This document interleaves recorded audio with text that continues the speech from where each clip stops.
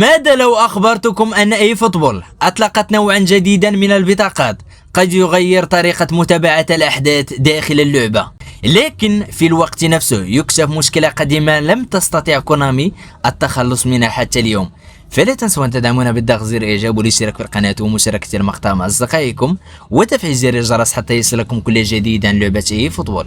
بطاقات لاعب اليوم وصلت رسميا، الدفعة الأولى صدرت والثانية اليوم، بينما تنتظرنا دفعة ثالثة كاملة غدا. فما الذي يميز هذه البطاقات؟ وهل هي أفضل من بطاقات فريق الأسبوع؟ أم أننا أمام فكرة رائعة أخرى لم تحصل على التنفيذ الذي تستحقه؟ بطاقات لاعب اليوم تعتمد على اللاعبين الذين تألقوا في مباريات كأس العالم، والفكرة الأساسية هنا هي السرعة. فبدلا من انتظار فريق الأسبوع، أصبحت اللعبة تمنح اللاعبين بطاقاتهم الخاصة بعد يوم واحد فقط من المباريات، وهذه نقطة إيجابية تحسب لكونامي بلا شك. أما طريقة الحصول على البطاقات فهي بسيطة، كل حزمة تضم 6 لاعبين فقط، ويمكن فتحها بالعملات الذهبية مع محاولة مجانية عند إنهاء حدث الذكاء الاصطناعي المخصص لها. والأجمل أن الفوز في مباراة واحدة فقط يكفي للحصول على المكافأة، مع إمكانية اختيار مستوى الصعوبة الذي يناسبك. لكن هنا نصل إلى السؤال الأهم: هل تختلف هذه البطاقات فعلا عن بطاقات فريق الأسبوع؟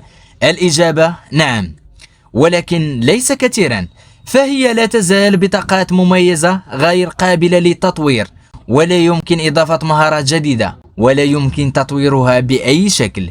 الاختلاف الحقيقي موجود في التعزيز. بطاقات فريق الأسبوع تعتمد على التعزيز الأخضر المرتبط بحالة اللاعب خلال الأسبوع السابق. بطاقات لاعب اليوم: إذا امتلكت من لاعب إلى 7 لاعبين من نفس الجنسية تحصل على +1، ومن 8 إلى 10 تحصل على +2. أما التعزيز الكامل +3 فلا يتحقق إلا عند امتلاك ما بين 11 و 23 لاعبا من الجنسية نفسها. وهنا تبدأ علامة الاستفهام، لأن أغلب اللاعبين لن يتمكنوا عمليا من تفعيل التعزيز الكامل، وفي معظم الحالات ستكون الزيادة الفعلية مجرد +1 فقط.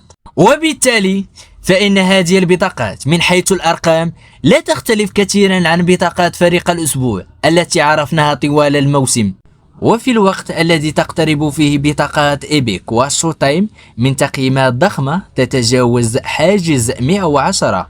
ما زالت بطاقات فريق الأسبوع ولاعب اليوم تدور حول 101 و 102 فقط، لذلك يصعب اعتبارها قفزة حقيقية أو إضافة تغير توازن اللعبة. لكن المشكلة الأكبر ليست هنا، المشكلة الأكبر اسمها التراخيص. فليس كل لاعب كأس العالم متاحين لكونامي، وهذا يعني أن بعض نجوم البطولة قد لا يظهرون في هذه الحزم مهما قدموا من مستويات استثنائية. أحد أبرز الأمثلة هو فينيسيوس جونيور، رغم تألقه وتسجيله في البطولة لم يظهر ضمن الحزم بسبب القيود المتعلقة بحقوق الصور والعلامة التجارية الخاصة به. ولا يتوقف الأمر عند اللاعبين فقط، فهناك منتخبات كاملة لا تمتلك كونامي شراكات مباشرة معها، مثل البرتغال وفرنسا والأرجنتين وإسبانيا، بل وحتى بعض المنتخبات المهمة مثل الولايات المتحدة والمكسيك لم نشاهد لاعبيها ضمن هذه السلسلة من البطاقات بسبب المشكلات نفسها. فكرة لاعب اليوم ممتعة للغاية، الحصول على بطاقات جديدة بعد كل جولة مباشرة يمنح اللعبة حيوية وتفاعلا مستمرا مع أحداث كأس العالم.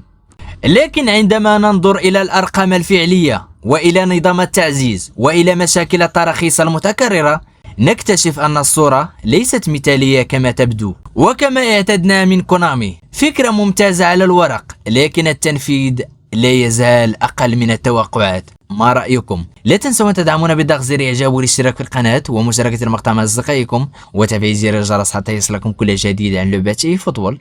استودعكم الله الذي لا تضيع ودائعه. إلى اللقاء.